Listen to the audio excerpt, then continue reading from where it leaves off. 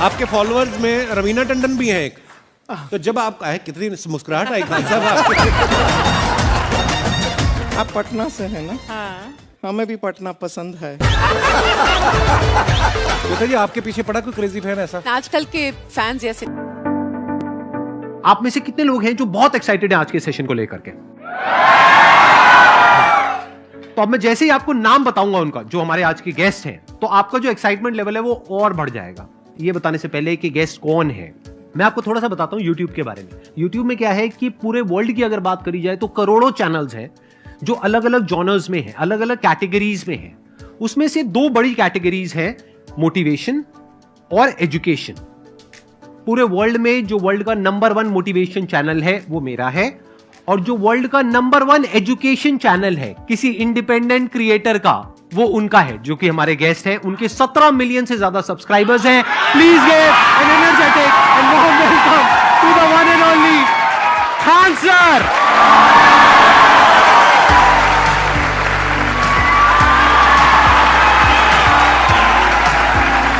क्या हाल चाल जी, कैसे हैं आप?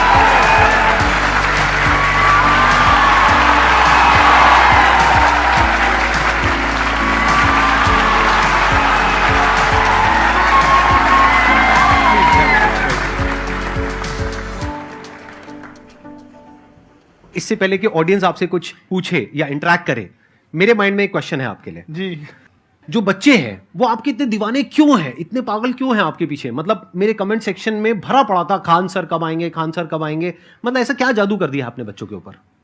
ये सवाल हम आपसे भी पूछते हैं, हमारे पे भी इतना कमेंट आया, इतना मेरे तो ऑफिस में लोग चले आए कि सर कब जा रहे हैं। अच्छा। क्योंकि हम लोग का तो एग्जैक्ट है, वही पढ़ाना है। हाँ। तो देखिए, हम लोग का मेन है कि बच्चों को जो जरूरत रहती है कि अगर लड़का पढ़ने आया रहा ना, उसके मन में कोई डाउट ना रह जाए। हम उसको कहते हैं कि हम तुम्हें पढ़ा रहे हैं, दम है तो भूल के दिखाओ, याद करके नहीं।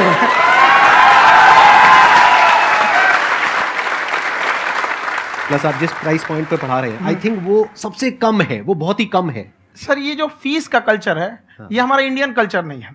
हमारा इंडियन कल्चर गुरु दक्षिणा है, उस हिसाब से वो सही है। ऑक्सीजन जैसे जिंदगी के लिए जरूरी है, वैसे एजुकेशन जरूरी है। कोई ये नहीं कह सकता है कि पैसे की वजह से वो खान सर के यहां से लौट गया। क्या बात है।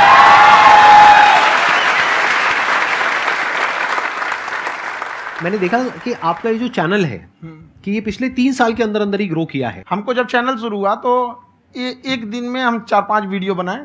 एक हमको कुछ आता, आज भी नहीं आता इतना, तो हम देख के कैमरा उमरा तो हम कंफ्यूज हो गए, बाप रे।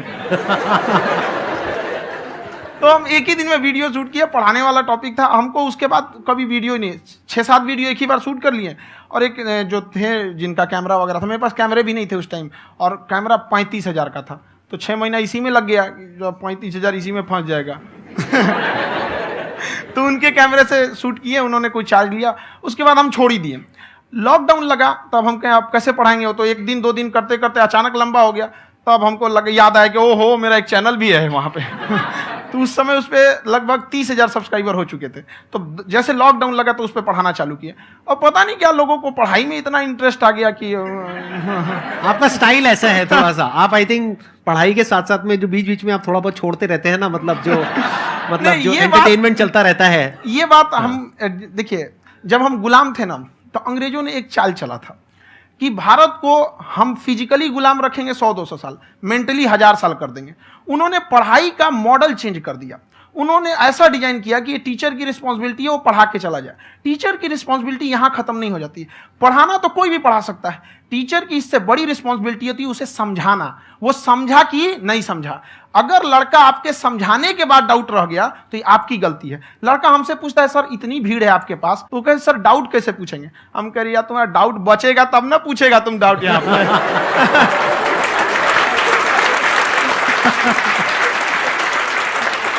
कॉन्फिडेंस नेक्स्ट लेवल है खान सर का, मानना पड़ेगा। और शायद यही वजह है इनकी जो ग्रोथ है उसका। किसी ने शायद सपने में भी नहीं सोचा होगा कि पिछले 2 साल के अंदर अंदर जो आपके चैनल की ग्रोथ हुई है, जैसे आप खुद ही बता रहे हैं कि लॉकडाउन के टाइम पे आपके 30,000 के करीब सब्सक्राइबर्स थे, आज की डेट में 17 मिलियन है। और मेरा एक क्वेश्चन और है, इससे पहले कि ऑडियंस में से आपसे कोई क्वेश्चन पूछे, कि कई बार आप ऐसे भी टॉपिक्स टच करते हैं जो थोड़े से कंट्रोवर्शियल हैं या थोड़े से सेंसिटिव हैं, जिसके ऊपर बात करने की हिम्मत आई थिंक बहुत ही कम लोगों में है। तो आपको कभी ये नहीं लगता है कि कहीं ज्यादा तो नहीं हो रहा है, इसको थोड़ा रोक देते हैं, थोड़ा कम कर देते हैं, क्योंकि कोई लाइन ही नहीं है वैसे तो बोलने को, तो आप कुछ भी बोल दो, कितना भी बोल दो। हुई है कंट्रोवर्सी बहुत बार। एक्चुअली बचपन से हमको फौज में जाना था, और फौज वालों के लिए ये सब मायने नहीं रखता, उसको करना है मतलब करना है, तुम सामने कुछ भी रहो, डजंट मैटर।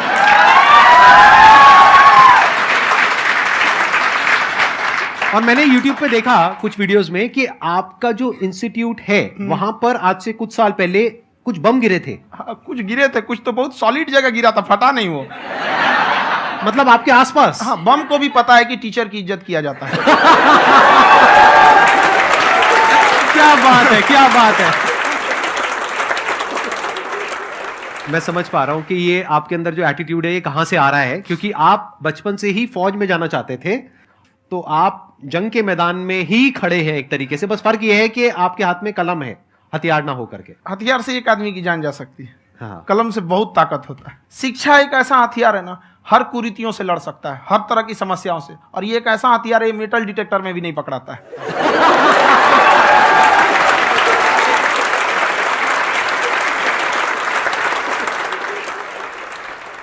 मेरा क्वेश्चन ये है कि अभी प्राइवेट ऑर्गेनाइजेशंस में पीटने का, पनिशमेंट का ये सिस्टम जो है खत्म हो गया है। हम आपके वीडियो में देखे हैं सर कि आप एक बड़ा सा रोल रखे रहते हैं, पुलिस वाला लाठी है वो, अब पुलिस वाला लाठी है, और स्टेज पे बुला के बच्चों को उसी से धुनाई शुरू कर देते हैं मस्त एकदम से, है ना। तो सर मतलब कि बच्चे मतलब कि डरते नहीं है आपसे, और इस तरीके से कैसे कनेक्टेड हैं आपसे, है ना। और एक और क्वेश्चन सर, यूपीएससी का जो आप अपना बैच स्टार्ट करने वाले हैं, ठीक है, उसके बारे में बताइए सर, क्योंकि मुझे मतलब उस चीज को करना है सर, ठीक है। और संदीप सर को देख लिए, मेरा तो वैसे ही हो जाना है।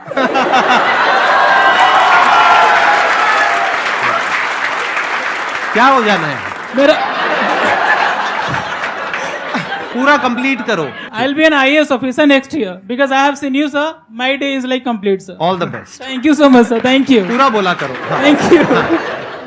देखिए, लड़कों को जहां तक पीटने की बात है, जब पढ़ाने की बात आएगी तो उसको हम पूरे बेहतरीन ढंग से पढ़ाएंगे, लेकिन जब सजा देने की बात आएगी ना, तो वो भी बेहतरीन ढंग से होगा। ऐसा थोड़ी होगा कि बस एक ही चीज बेहतरीन ढंग से होगा। और डर का होना बहुत जरूरी है। ये डर भी अपने आप में एक मोटिवेशन है, क्योंकि जब आपके अंदर एक थोड़ा सा डर रहे ना, तो डर के भागिए मत।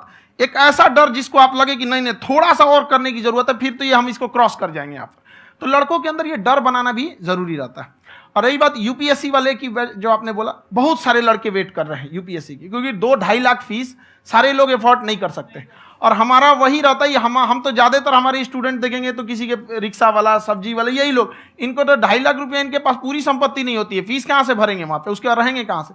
तो ऑल ओवर इंडिया से, कश्मीर से कन्याकुमारी तक, गरीब से गरीब भी लड़का उसको पढ़ सकता है। यही कुछ 1000 रुपये मंथली, 12-14 हजार साल का पड़ेगा, खत्म हो जाएगा, इतना नहीं।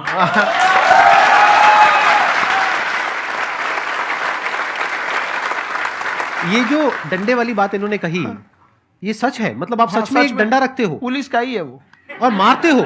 हाँ, कि मतलब अगर कोई लड़की छेड़ता है या ऐसा कोई भी उल्टा पुल्टा काम पढ़ाई करता लिखाई है, कुछ भी गलती करेंगे तो पिटाएंगे वो। यहाँ पे कैमरे पे ऑन कैमरा जैसा भी रहे, कुछ भी पिटाना तो उनको फिक्स है। एक तो कोई मतलब विधायक जी थे, उनके लड़का को पीट दिए, तो चला दल बल लेके अपना वहां पे। उसने घर पे नहीं बताया था कि सर ने पीटा है, बस बोल दिया कोचिंग में पीटा है। बाद में पता चला हम पीटे हैं, तो उसके पिताजी मेरे सामने और पीटे।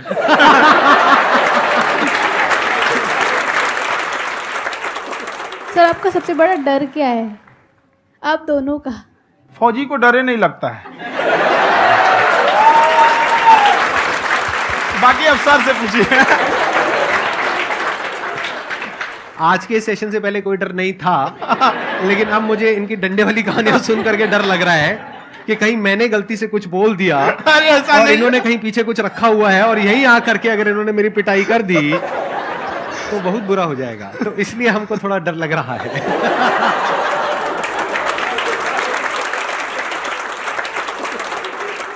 आपकी डेली कितने घंटे क्लासेस होती हैं? 6-7 घंटे। अभी भी खुद ही करते हो आप? हाँ, हमारे स्टाफ परेशान रहते हैं। हम 1:30-2 बजे सोते हैं, सुबह 6 बजे उठ जाते हैं, परेशान रहते हैं। अरे इतना क्यों करते हो, है ना? कभी उनको भी साथ साथ लगना पड़ता है ना? उनको साथ साथ लगना पड़ता है। हम जग गए तो कोई सोया थोड़ी रहेगा, परेशान रह, दिन में सोते ही नहीं है, बेचारा कहीं कहीं जाके सोते रहता है। तो हम सीट बांध दिए कि भाई तुम इस समय सो जाना, तुम इधर सो जाना। आपकी शादी हो गई है? नहीं हुई है अभी? मेरी खुशहाली देख के आप आइडिया लगा सकते हैं।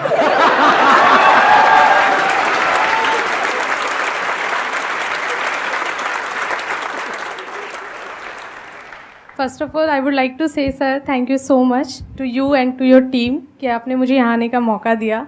एंड सर अब तक मैंने आपको सिर्फ फ़ोन या लैपटॉप में ही देखा है दोनों को, आज फर्स्ट टाइम लाइव देख रही हूँ तो बहुत अच्छा लग रहा है। तो मेरा क्वेश्चन ये है सर आपसे, जब हम लाइफ में कोई डिसीज़न लेते हैं कि हमें ये पर्टिकुलर चीज़ करनी है, और क्योंकि हम डिसीज़न लेते हैं तो हमारी आदत है कि पहले हम 4 लोगों से पूछते हैं कि तू बता तेरी क्या राय है, तू बता तेरी क्या राय है। तो उनमें से अगर कोई हमें कह देता है कि ये बेकार डिसीज़न है मत कर, तो हमारा माइंड कहीं ना कहीं डाइवर्ट होने लगता है और उसकी वजह से हम अपना डिसीज़न चेंज कर देते हैं। तो मेरा क्वेश्चन ये है कि कैसे हम अपने डिसीज़न पे स्टिक रहे, कैसे हम जो दूसरे के ओपिनियन है उनको अफेक्ट ना होने दें अपने ऊपर। दूसरे से सलाह लेने से पहले एक बार खुद उस पर रिसर्च कर लेना चाहिए, ताकि आप सामने वाला क्या सलाह दे रहा है आपको समझ में आना चाहिए। यहाँ पर ऐसा नहीं है कि कई बार ऐसे होते हैं कि दूसरे वाले को एक्सपीरियंस होता है, तो अगर आपको पहले से आइडिया है, उसके बारे में आप बेहतरीन ढंग से रिसर्च किए हैं कि क्या इसमें प्लस पॉइंट है क्या निगेटिव है, उसके बाद आप किसी से सलाह लेने जाइए। ये नहीं कि मन में आया सीधा बताओ गड़बड़ा जाएगा। तो वहाँ पे पहले आपको R&D करना पड़ता है, समझ में आया कि नहीं। और जिंदगी हो या गाड़ी, जीतेगा वही जो टाइम पे गियर चेंज कर रहा है। तो डिसीजन चेंज करना बहुत ज़्यादा गलत नहीं है। इन्होंने बहुत अच्छी बात कही है और मैं इसी बात में थोड़ा सा और ऐड ऑन करूंगा कि ये जो आपने कहा ना कि अपने डिसीजन पे स्टिक कैसे रहें, ये कोई अच्छी क्वालिटी नहीं है, क्योंकि टाइम टू टाइम आपको अपने डिसीजंस को चेंज करना होता है। जैसे आपने 4 लोगों से डिस्कस किया, कोई इंसान कुछ पॉजिटिव बोल रहा है, कोई नेगेटिव बोल रहा है, उससे फर्क नहीं पड़ना चाहिए। डिपेंड ये करता है कि वो जो बोल रहा है उसका बेसिस क्या है, क्या वो किसी नॉलेज या एक्सपीरियंस के बेस पे बोल रहा है या ऐसे ही कुछ भी बोल रहा है। ऐसे ही बोल रहा है तो फिर उसकी बात पे ध्यान क्यों दे रहे हो। अगर किसी नॉलेज या एक्सपीरियंस के बेस पे बोल रहा है, फिर चाहे वो पॉजिटिव बोल रहा है चाहे नेगेटिव बोल रहा है, दोनों ही मायने रखता है। उसके बाद में रिसर्च करनी है और फिर रिसर्च करने के बाद में फाइनल डिसीजन अपना खुद का होना चाहिए। अब वो डिसीजन उससे अलग भी हो सकता है जो आपने पहले लिया था, और वो सेम भी हो सकता है। सर मेरा क्वेश्चन दोनों से है आपसे, how to deal procrastination and laziness. हमारा ब्रेन है ना, ये बहुत आलसी टाइप का, इसको आराम खोजना पसंद है। अब थोड़ा सा भी अब इसको आराम की ओर लेके चलेगा ना तो फिर उधर ही रहेगा। आप सोचेंगे 10 मिनट आराम कर लेते हैं ना, तो 10 मिनट 2 घंटा बना देगा। उसको टॉर्चर कीजिए, चल 10 मिनट बाद में। उसको आप उस पर हावी मत, वो कह रहा है कि हमको आराम चाहिए, आपको हाँ आराम मिलेगा, पहले काम फिर मिलेगा आराम। तो आप उसके हिसाब से मत चल। आपका मन कर रहा है थोड़ा सा देख लेते हैं, कोई नोटिफिकेशन आया, आप कोई काम कर रहे हैं, क्यों पहले काम कर लीजिए, बाद में देखिएगा ना नोटिफिकेशन। आप हावी मत होने दीजिए यहाँ पे। अगर आप 5 मिनट भी थोड़ा सा लूज पड़े ना, थोड़ा सा कमर सीधा कर लेते हैं, 2 घंटा बर्बाद कर दिया आपको। हावी मत होने दीजिएगा उसको अपने ऊपर। प्रोक्रेस्टिनेशन को तोड़ने का एक ही तरीका है, सबसे छोटे लेवल पे ले जा करके उस गोल को तोड़ दो। यानी वो गोल बहुत बड़ा है, उसको ब्रेक डाउन करो, उसके सबसे पहले स्टेप पे आ जाओ कि उसको अचीव करने का सबसे पहला स्टेप क्या है। जैसे गाड़ी चलाना सीखना है, उसका सबसे पहला स्टेप क्या है। अगर घर में कोई नहीं है सिखाने वाला या सिखाने वाली, तो बाहर जा करके जो गाड़ी का ड्राइविंग स्कूल है उधर जा करके पैसे दे दो। अब फंस गए ना तो फंसा दो अपने आप को। दिमाग ये लगाओ कि अपने आप को कैसे फंसाया जाए। जब हम फंस जाते हैं ना तो फिर हमको वो काम करना ही पड़ता है। Then there is no looking back. जब तक आप सोच रहे हो तब तक सोच रहे हो, उसको बोलते हैं पैरालिसिस ऑफ एनालिसिस, कि आप सोचते चले जा रहे हो अपने माइंड में, मैं ये करूंगा वो करूंगा वो करूंगा वो करूंगा, और प्रोक्रेस्टिनेट हो रहा है, वो चीज टलती चली जा रही है। तो उसको छोटे से छोटे लेवल पे ब्रेक डाउन करके उसको कर दो, दैट इज नंबर 1। और जैसे ही करना शुरू करते हो, कोशिश करो कि उसको जब तक कि आप सही से नहीं कर लेते हो उसको छोड़ना नहीं है, तो आपकी लेजीनेस भी खत्म हो जाएगी। कई लोगों को तो हमने देखा जो सप्ताह में कुछ भी नहीं करता, वो भी संडे को आराम कर रहा है। वैसे कहा भी जाता है कि अगर कोई काम आपको करवाना है ना तो ऐसे किसी इंसान को दो जो बिजी है। हाँ। ऐसे आदमी को मत दो जो खाली है। ये परफेक्ट एग्जाम। किसी को भी आप देखिएगा जिसको आप कहते हैं कि मतलब थोड़ा ठीक ठाक आप समझते हैं कि नहीं ये बहुत आगे निकल, वो एक काम को खत्म करने के बाद कभी आराम नहीं करेगा। एक काम खत्म हुआ उसको लगेगा हाँ एक खत्म हो गया, अब दूसरा करना चाहिए। और वही जिसको देखिएगा एक खत्म हो गया और आराम करना चाहिए, कभी नहीं, लाइफ में आखिरी सांस तक। सर यहाँ पे सब हिंदी में पूछते हैं, इंग्लिश में पूछते हैं, मैं भोजपुरी में पूछूं? जौन भाषा ठीक लगे तोने में पूछ दो। हाँ सर।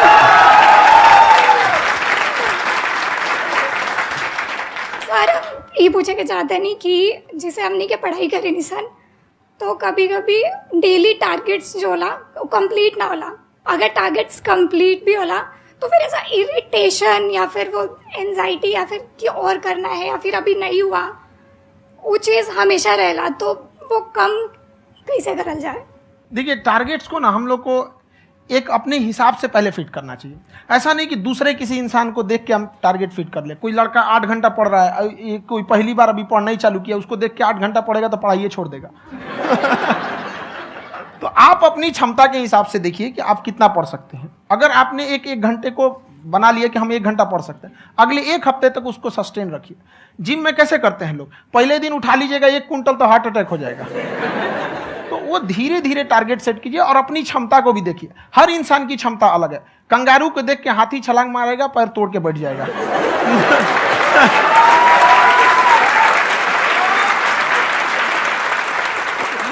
अब संदीप सर का मोटिवेशन देख के इसका मतलब क्या कि ट्रेन के आगे खड़ा हो जाएंगे, ढकेल देंगे तुमको।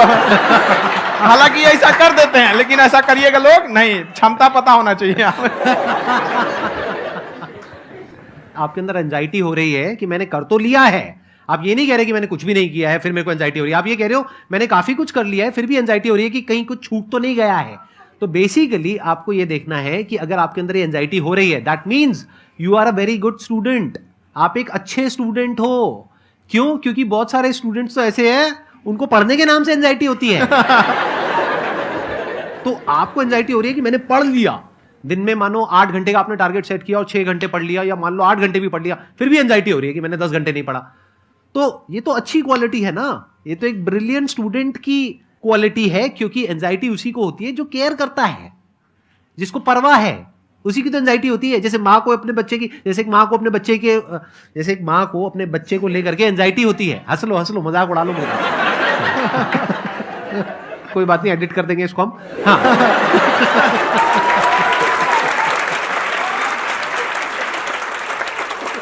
जैसे एक माँ है, उसको अपने बच्चे को लेकर के एंजाइटी होती है, थोड़ी सी भी तबीयत खराब हो जाए उसको एंजाइटी होती है, चाहे बच्चा ठीक भी है, डॉक्टर को नहीं होती है। क्यों? क्योंकि माँ को उस बच्चे से प्यार है। तो दैट मीन्स कि आप अपनी पढ़ाई को लेकर के सीरियस हो, इस वजह से आपके अंदर एंजाइटी हो रही है, विच इज नॉर्मल। जहां पर प्यार मोहब्बत होती है वहां पर थोड़ी बहुत एंजाइटी तो होती ही है ना। समझ रहे हो ना मैं क्या कहना चाह रहा हूं?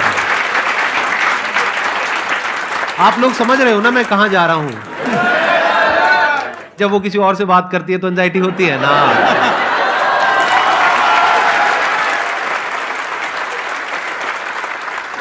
सर, आपकी स्टोरी हमने सुनी थी, तो एक टाइम आया था जब आप गंगा किनारे जाके बैठ गए थे, उस समय आपको कुछ समझ नहीं आ रहा था। तो उस समय मतलब आपने ये डिसीजन कैसे लिया कि अब आगे नहीं, यहाँ से वापस जाना है? रास्ता ही नहीं था।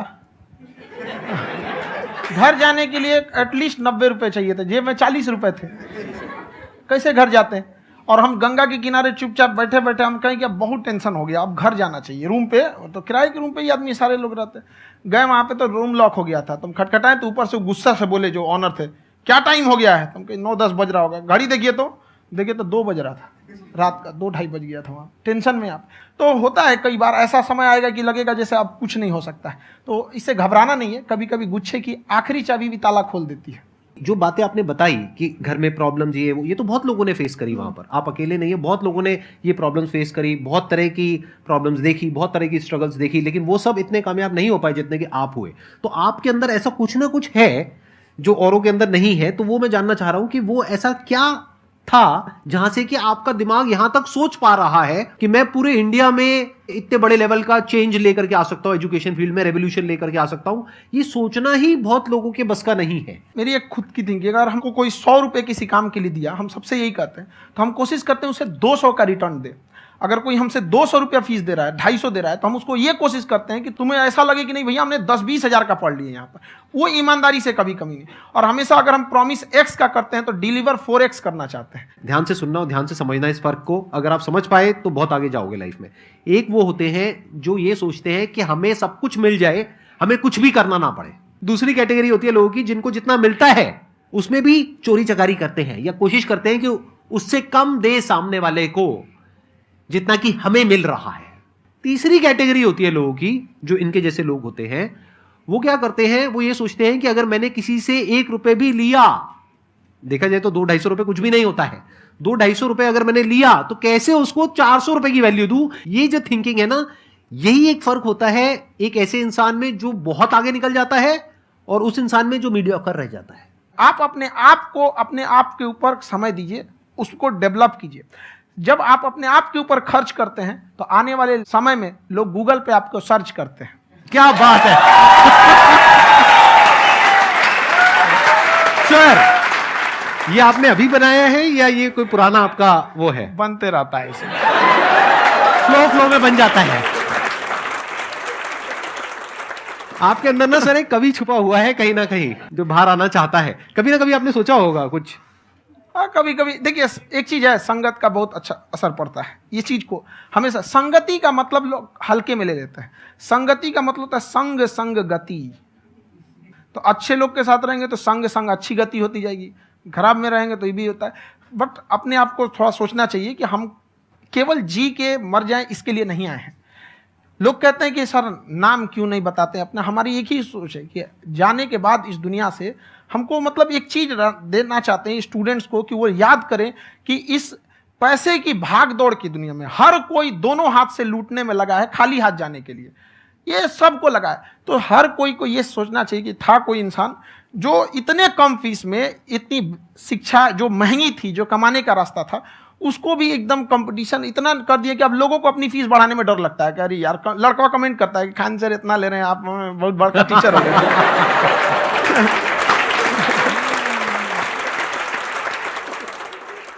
खान सर की एक क्लिप है, ये समय और समझदारी में बहुत फर्क होता है। अगर समय रहते समझदारी आ गई तो इंसान कामयाब हो गया, लेकिन अगर समय चला गया फिर समझदारी आई फिर तो बेकार है। तो सर मतलब कुछ आपको ऐसी चीज़ लाना चाहिए जो मतलब बच्चों जो तैयार हो रहे हैं उनको ये चीज़ें मतलब एंड टाइम पर दिखे। समझ रहे आप मेरी बात? नहीं समझ?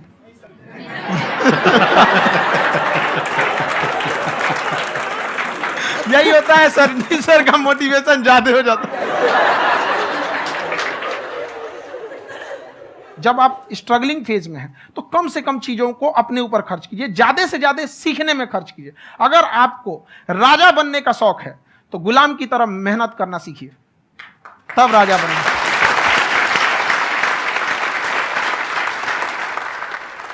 ये दुख, ये दर्द, ये सब तेरे अंदर है। तू अपने बनाए इस पिंजड़े से बाहर निकल के देख, तू अपने आप में एक सिकंदर है।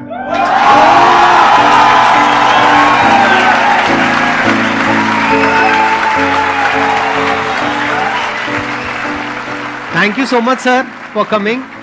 बहुत मजा आया मेरे को आपके साथ में इंटरेक्ट करके। आई एम श्योर आप लोगों को भी बहुत मजा आया होगा।